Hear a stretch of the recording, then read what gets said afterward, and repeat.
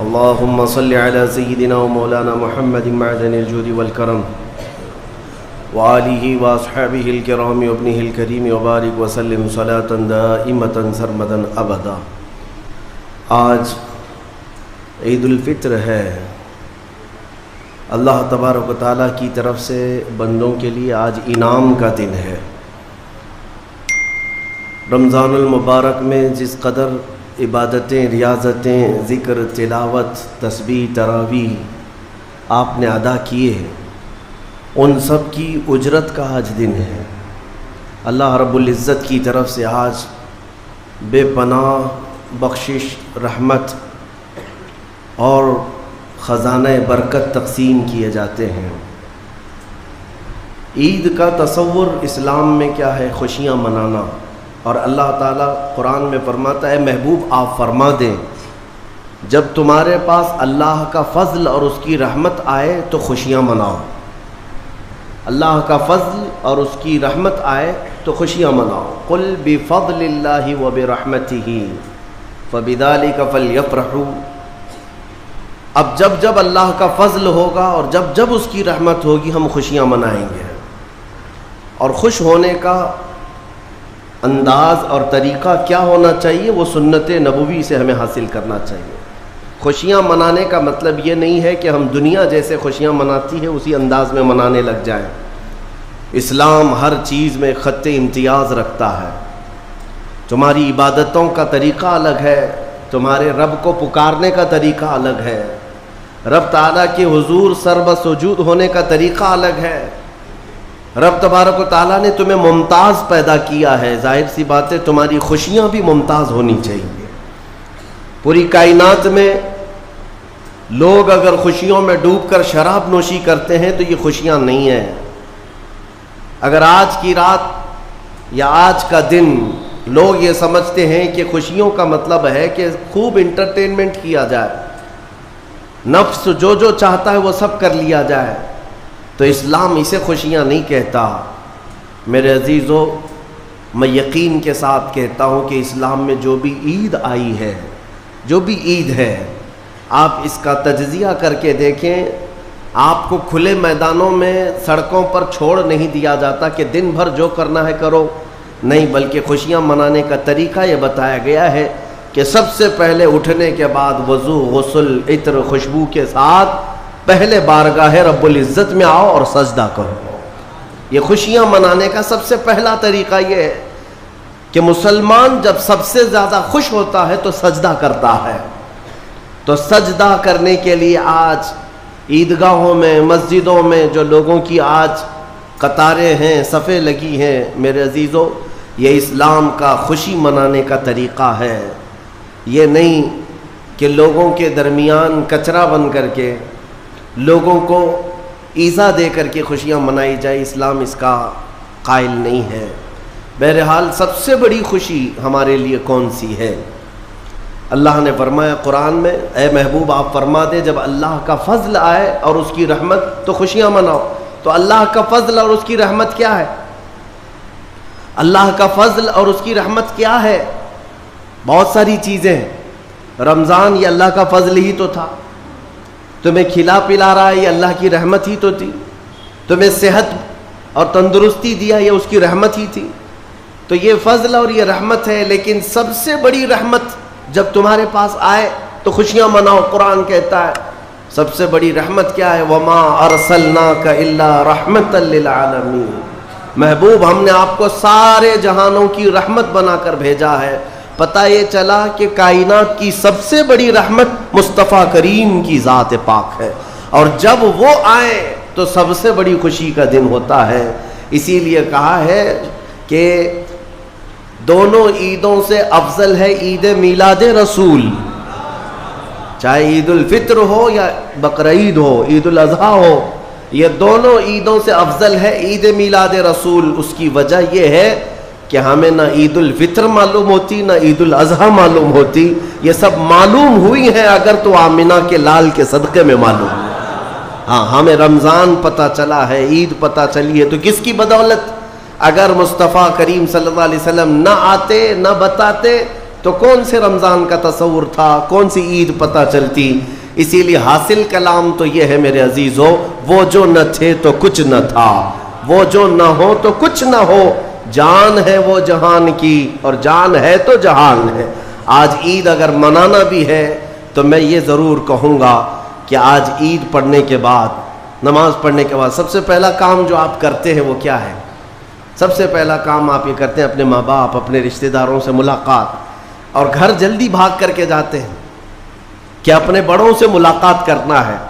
آج مصافحہ معانقہ کا دن ہے۔ آپ کو اپنے ماں باپ جس قدر یاد رہتے ہیں میرے عزیزو، اس رسول کو آج ہرگز فراموش نہ کرو جو اپنی رات کی تنہائیوں میں تمہیں امتی امتی کہہ کر یاد کیا کرتے تھے۔ آج ان کا دن ہے، آج اس رسول پاک کا دن ہے۔ سورج کے ڈوبنے سے پہلے پہلے تک کثرت سے میرے آقا کی بارگاہ میں بیٹھ کر درود بھیجو اور عرض کرو کہ آقا آج میری خوشی کا دن ہے، میں اپنے ماں، اپنے باپ، اپنے بھائی، اپنے بہن، سب سے زیادہ اگر دنیا میں کسی سے پیار کرتا ہوں تو وہ آپ کی ذات مبارکہ ہے۔ رسول پاک صلی اللہ تعالیٰ علیہ وسلم کو یاد کرنا آج کی عید کے دن کا ایک بہت ہی بڑا حصہ ہے مومنوں۔ باقی میں دوسروں کے بارے میں نہیں کہہ سکتا، جن لوگوں نے آج کی عید کو جوا کا اڈا بنا لیا ہو، شراب پینے کا ذریعہ بنا لیا ہو، سینما تھیٹر پہ جا کر کے عیش کرنے کا ذریعہ سمجھا ہو، میں سمجھتا ہوں کہ ان کے اندر روح اسلام نہیں آئی۔ اگر اسلام کی روح ہوتی، اگر ایمان ان کے قلب میں بشاشت پیدا کر چکا ہوتا تو ہرگز وہ ایسی جگہ قدم بھی نہیں رکھتے۔ اے میرے عزیزو، آج مصطفیٰ کریم صلی اللہ علیہ وسلم کے سچے غلام بن کر کے دکھانے کا بھی دن ہے۔ آج دنیا تمہیں دیکھ رہی ہے، آج پوری دنیا دیکھ بھی رہی ہے اور ڈر بھی رہی ہے کہ یہ باہر نکلے ہیں آج کیا ہونے والا ہے۔ میرے عزیزو، تمہارے پاس سب سے بہترین میسج دینے کا وقت یہ ہے کہ رسول کریم صلی اللہ تعالیٰ علیہ وسلم کے غلام ان کی سنتوں میں ملبوس اپنے گھروں سے آج نکلے ہیں اور پوری دنیا میں حضور کی سنتیں عام کر کے رہیں گے اور حضور پاک صلی اللہ علیہ وسلم کے اخلاق کو پھیلا کر رہیں گے۔ آج تمہارے ذریعے سے حضور اکرم صلی اللہ علیہ وسلم کے اخلاق عام ہونی چاہیے۔ نان مسلم ہو، غیر مسلم ہو، کوئی بھی اگر اس کے ساتھ تمہارے مدد کا جذبہ آیا، کم سے کم اس کے دل میں یہ خیال تو آئے گا کہ یہ نوجوان کیوں میرے ساتھ اچھائی کر رہا ہے۔ اس وقت تم یہ بتا سکتے ہو یہ میرا اپنا عمل نہیں، یہ میرے آقا کا عمل ہے۔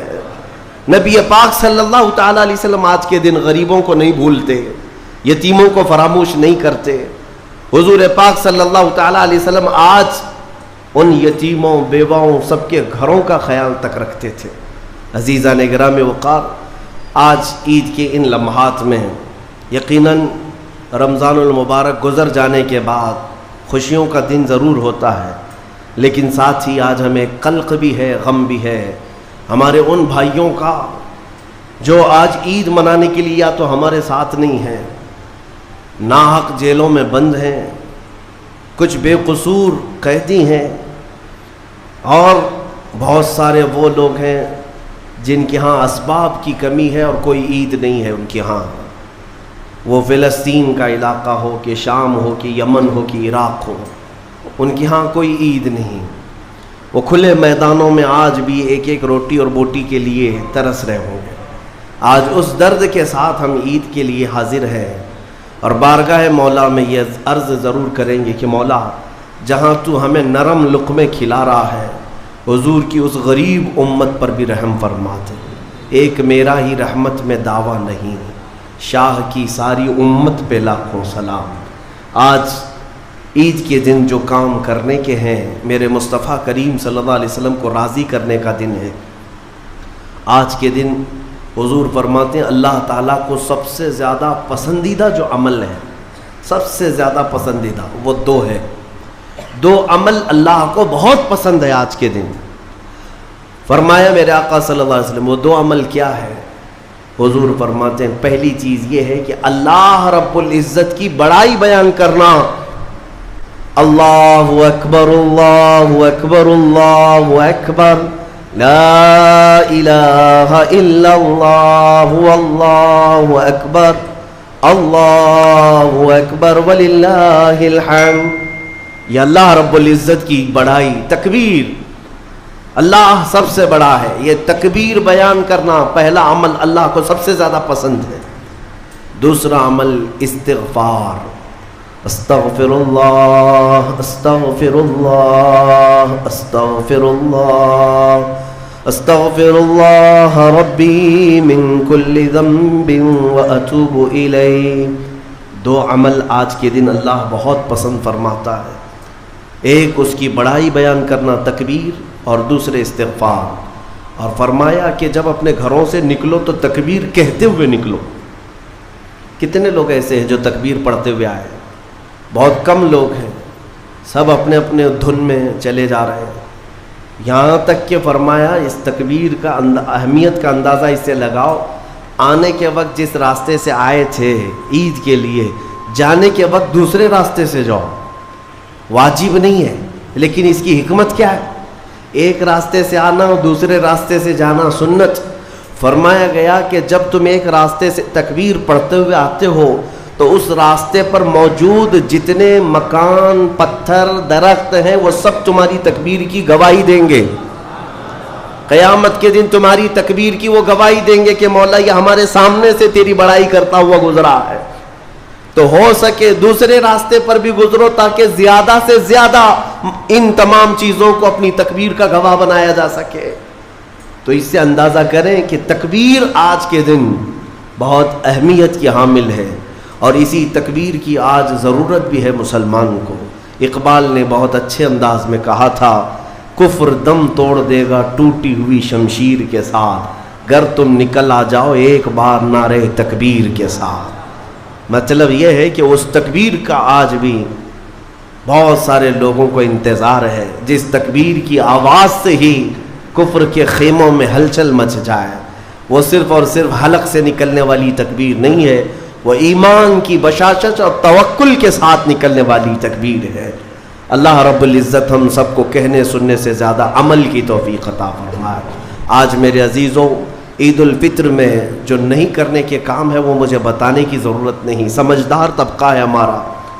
آج شام تک ایک بات طے کر کے رکھ لینا، کیونکہ کل رات کو ہی شیطان آیا ہے چھوٹ کر کے قید سے، اور وہ اپنے پورے فورس کے ساتھ چاہتا ہے کہ تمہیں کسی نہ کسی طرح سے ان راستوں سے لے کر گناہوں کے اڈوں پر لے جاؤ۔ کتنے ایسے لوگ ہیں جو ایک ہی دن میں اس کے شکنجے میں پھنس جاتے ہیں، یہ ان کا معاملہ ہے۔ اسی لیے آج شام تک اپنے آپ کو کنٹرول کرو کہ میں نہ آج گانے بجانے، سینما اور جوؤں کی طرف جاؤں گا، اور نہ ہی بے حیائی کے اڈوں کی طرف جاؤں گا۔ آج کا دن اللہ رب العزت اپنے فرشتوں پر رشک فرماتا ہے۔ توجہ تو چاہتا ہوں، توجہ۔ عید کے دن جب بندے سجدے میں گرتے ہیں، عیدگاہ ہو کہ مسجدیں ہو، جیسے ہی تم عید کے دن سجدے میں چلے جاتے ہو، یہ لمحہ کون سا ہے جانتے ہیں آپ؟ یہ لمحہ کون سا ہے؟ جس دن دنیا پوری، آپ بھی رمضان بھر سجدے میں گئے ہوں گے، عبادتیں کر کے بھیک کیا مانگتے تھے؟ اللہ تو راضی ہو جا۔